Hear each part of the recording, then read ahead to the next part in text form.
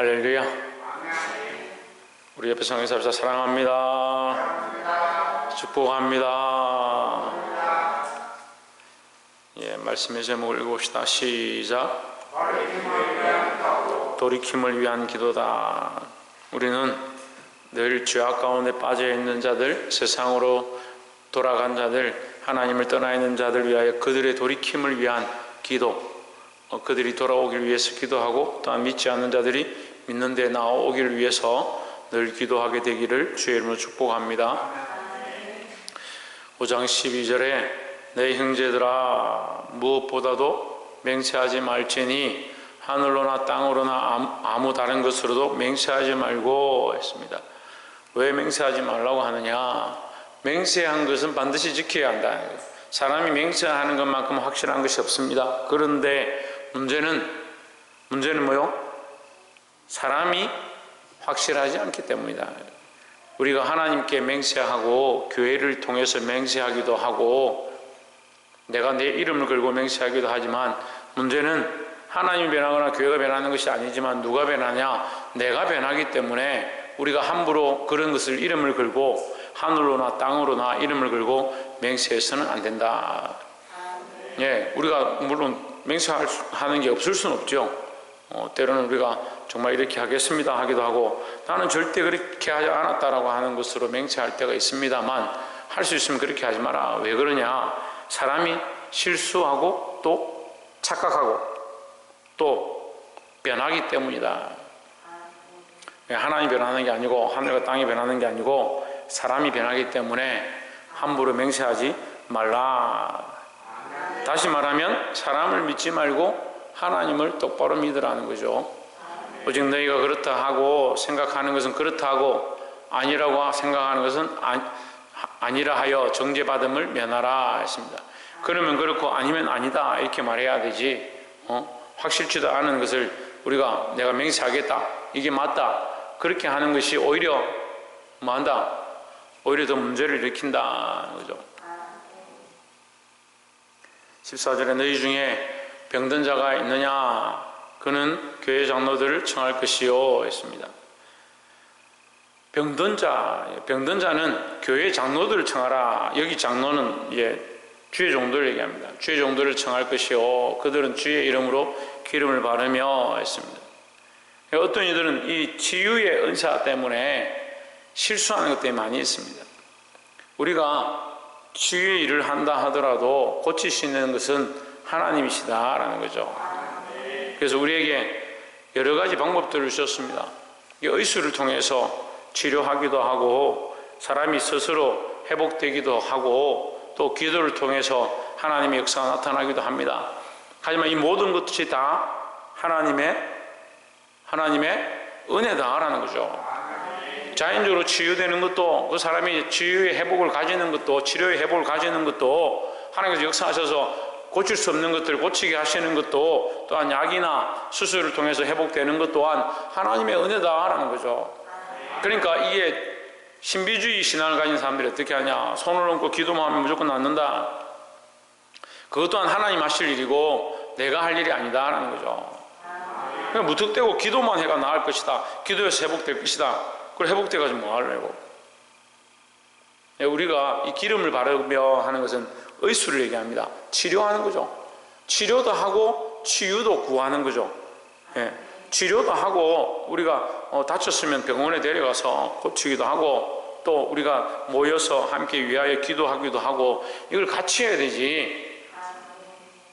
아파서 약만 먹으면 나을 수 있는 사람을 기도해서 고치겠다 그러다가 더 큰 병을 만들 수 있다는 거죠. 믿음이 없어서 병원에 가는 게 아니다라는 거죠. 그렇지만 문제는 뭡니까? 기름은 바르는데 기도를 하지 않거나, 그죠? 기름은 바르는데 기도를 하지 않거나, 기도만 하고 기름을 바르지 않거나, 그런 것들이 문제될 수 있다는 거죠. 우리가 기름을 바르면서 치료를 하면서 기도를 더 할 필요가 있다는 겁니다. 15절에 믿음의 기도는 병든 자를 구원하리니 주께서 그를 일으키시리라 했습니다. 믿음의 기도가 병든 자를 구원한다. 뭐가? 믿음의 기도가 병든 자를 구원한다. 그러면 우리가 기도할 때 반드시 뭐 해야 된다? 믿음으로 해야 된다.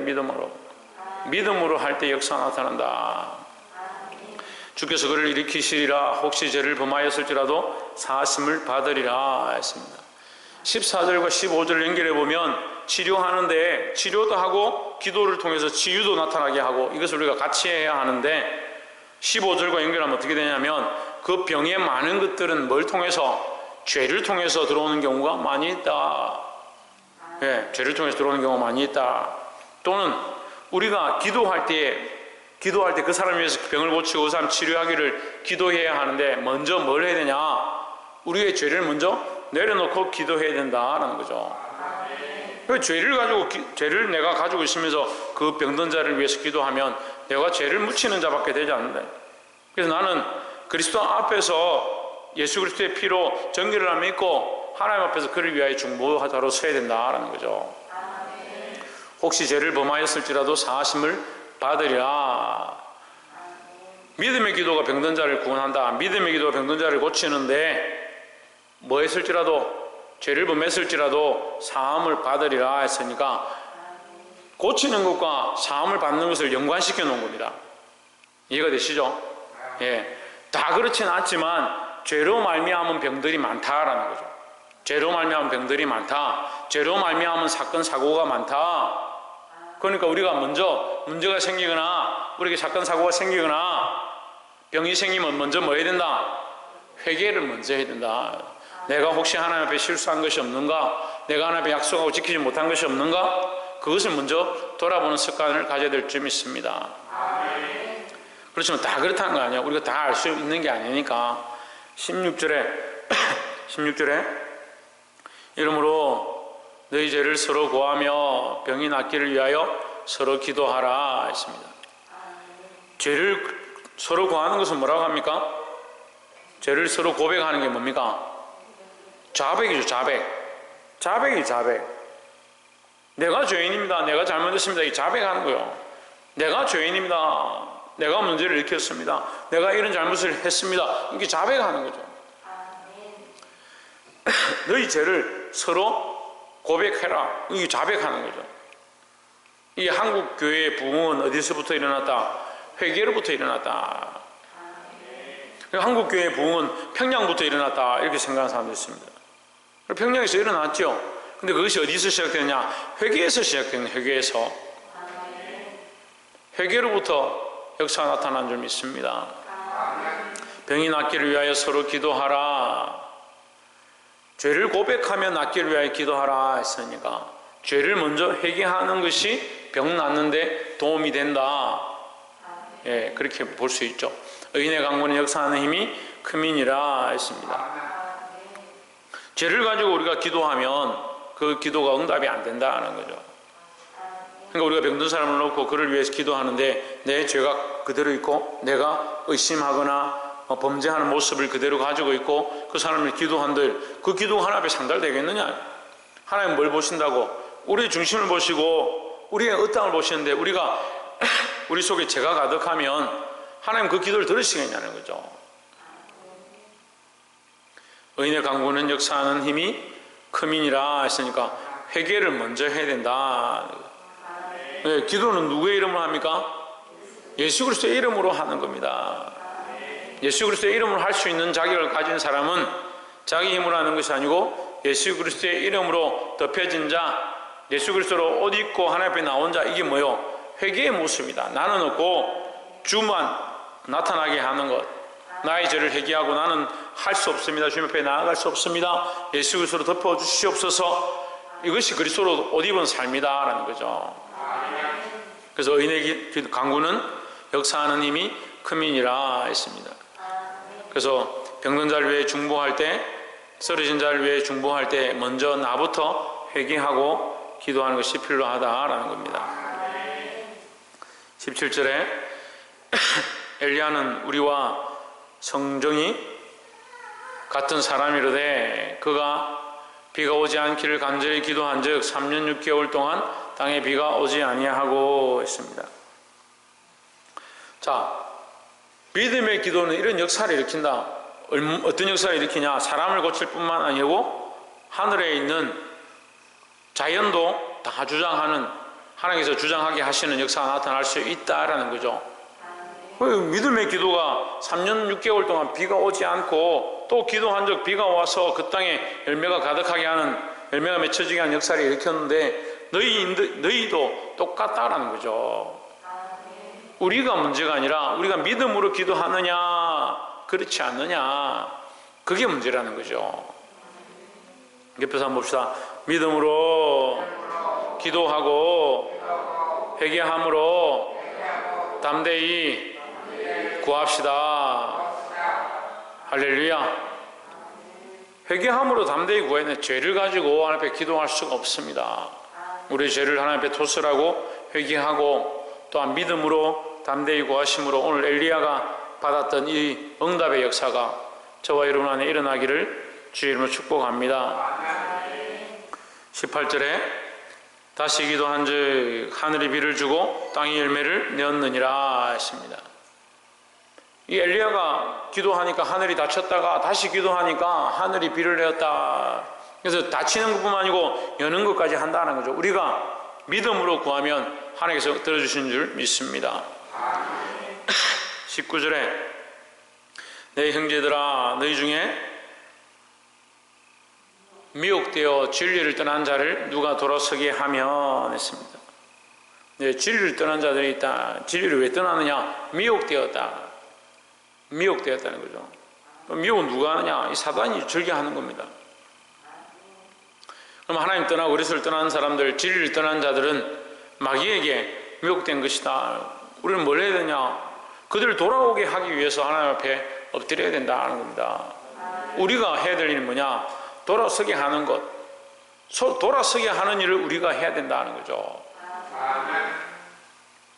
20절에 너희가 알 것은 죄인을 미혹한 길에서 돌아서게 하는 자가 그의 영혼을 사망에서 구원할 것이며 허다한 죄를 덮을 것임이라 했습니다. 이게 교회의 사명이고 성도의 사명인데, 성도들이나 교회가 착각하는 게 뭐냐? 영혼을 돌아오게 하고 사망에 있는 자들을 살려내고 미혹된 자들을 그 미혹에서 돌이키게 하는 일을 교회가 하고 성도들이 해야 될 사명인데, 그런 것보다 다른 이들에 분주하다는 거죠. 우리의 목적이 그 영혼들을 살리고 그 영혼들 돌아오게 하고 그들이 그 사망에서부터 돌아와서 구원의 소망, 하나님 나라의 소망을 가지게 하는 것, 그것이 우리가 이 교회가 해야 될 사명이다라는 거죠. 영혼을 사망에서 구원할 것이며 허다한 죄를 덮을 것임이니라 했습니다. 예, 돌아온 자는 그의 영혼을 사망에서 구원할 것이며 허다한 죄를 덮을 것임이라. 돌아온 자는 그런 은혜를 입는다. 구원을 받고 죄 덮음을 받을 것이다 라는 겁니다. 예, 말씀을 맺겠습니다. 오늘 말씀의 제목은 돌이킴을 위한 기도다 했습니다. 많은 사람들이 돌이키지 않습니다. 왜 돌이키지 않느냐? 자기가 걸어가는 길이 옳다라고 생각하기 때문에 잘 돌이키지 않습니다. 하지만 우리는 어디에 서야 되냐? 진리 편에 서야 합니다. 하나님 편에 서야 될 줄 믿습니다. 특별히 병 고치는 것에 대해서 말하고 있습니다. 병 고치는 것은 그 사람의 죄를 깨끗게 하고 하나님 앞에 돌아오게 하는 일로 써야 합니다. 그렇게 하기 위해서 내가 먼저 뭐 해야 된다? 회개하고 깨끗해야 된다라는 겁니다. 또한 우리가 이런 일들 가운데 봉사하고 교회에 섬기는 모든 일을 통해서 뭘 하느냐? 많은 사람들을 옳은 대로 돌아오게 하고 진리로 돌이키게 하는데 우리가 이 사역들을 감당해야 될 것이다 라는 거죠. 근데 봉사하는데 교회에서 충성하는데 살리는, 영혼을 살리는 것과 아무 관계없이 그냥 내 욕심에 따라서 내 기분에 따라서 내가 이거 열심히 하면 좋지 저거 열심히 하면 좋지 그렇게 하고 있다면 뭔가 잘못하고 있는 거예요. 교회의 목적은요 구원에 있는 겁니다. 그의 영혼을 사망에서 구원할 것이며 허다한 죄를 덮을 것임이라. 이것이 교회의 목적이다 라는 거죠. 그래서 우리가 각자 자리에서 이 거룩한 일들을 위하여 영혼을 살리고 구원하고 그들을 죄에서 놓이게 하는 일들을 위해서 기도하고 섬기고 봉사하는 그런 삶을 감당하시기를 주의 이름으로 축복합니다. 기도하겠습니다.